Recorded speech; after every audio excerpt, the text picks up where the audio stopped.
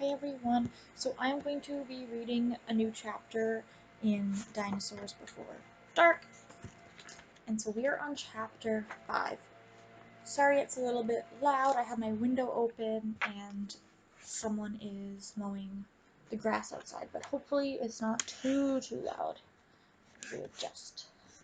Okay. So chapter 5 is called Gold in the Grass. So, if you remember what happened before, let me go back a little bit. They went and they saw the pteranodon, right? And they named him Henry. Alright, let's see what happens. Go, go, said Jack. He threw his notebook into his pack. He pushed Annie toward the rope ladder. Bye, Henry, she said. Go, said Jack. He gave Annie a big push. Quit it, but she started up the ladder. Jack scrambled after her. They tumbled into the treehouse. They were panting as they looked out the window at the dinosaur. He was standing on the hilltop, eating flowers off a tree. What dinosaur do you think they're seeing? Have to be pretty big to be eating flowers off of a tree. Oh man, whispered Jack. We are in a time long ago.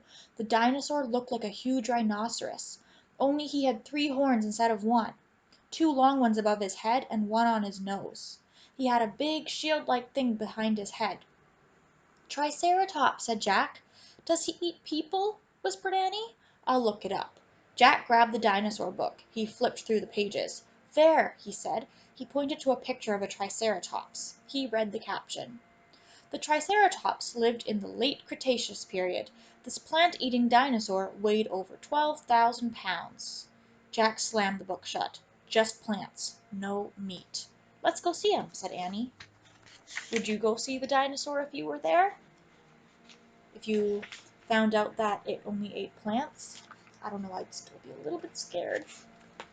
Are you nuts? Said Jack. Don't you want to take notes about him? Asked Annie. We're probably the first people in the whole world to ever see a real-life Triceratops.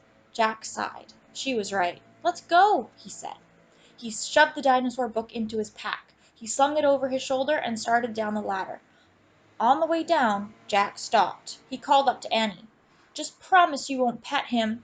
I promise. Promise you won't kiss him. I promise. Promise you won't talk to him. I promise. Promise you won't go, go, she said. Jack went. Annie followed. When they stepped off the ladder, the pteranodon gave them a kind look. Annie blew a kiss at him.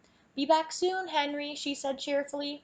Shush, said Jack, and he led the way through the ferns, slowly and carefully. When he reached the bottom of the hill, he kneeled behind a fat bush. Annie knelt beside him and started to speak. Shh! Jack put his finger to his lips. Annie made a face. Jack peeked out at the Triceratops. The dinosaur was incredibly big, bigger than a truck. He was eating the flowers off a magnolia tree. Jack slipped his notebook out of his pack. He wrote, Eats flowers. Annie nudged him. Jack ignored her. He studied the Triceratops again. He wrote, Eats slowly. Annie nudged him hard. Jack looked at her. Annie pointed to herself. She walked her fingers through the air. She pointed to the dinosaur. She smiled. Was she teasing? She waved at Jack. Jack started to grab her. She laughed and jumped away. She fell into the grass, in full view of the Triceratops. Get back, whispered Jack. Too late. The big dinosaur had spotted Annie. He gazed down at her from the hilltop. Half of a magnolia flower was sticking out of his mouth. Oops, said Annie. Get back, Jack shouted at her. He looks nice, Jack. Nice? Watch out for his horns, Annie. No, he's nice, Jack. Nice? But the Triceratops just gazed calmly down at Annie. Then he turned and looked away. He went down the side of the hill. Bye, said Annie. She turned back to Jack. See? Jack grunted. But he wrote in his notebook. Nice. Come on, let's look around some more, said Annie. As Jack started after Annie, he saw something glittering in the tall grass. He reached out and picked it up. A medallion. A gold medallion.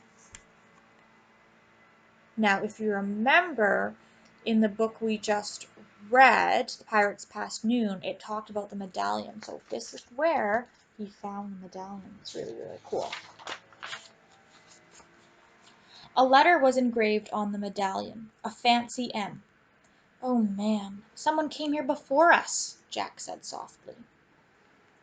And that's the end of the chapter. So that was really cool. Do you think they're going to follow the dinosaur? Do you think they're going to see more dinosaurs? Or do you think maybe they're too scared now and they're going to go back to the treehouse? What would you do if you were them? Would you want to explore and see more dinosaurs? Or would you be back up in that treehouse wanting to go home? I don't know what I would do. I'd be a little bit curious to see the dinosaurs because how cool would that be? But I think I'd be a little bit scared too. The next chapter, chapter 6, is called Dinosaur Valley. So I'll read that to you guys next time. I hope you enjoyed. Bye.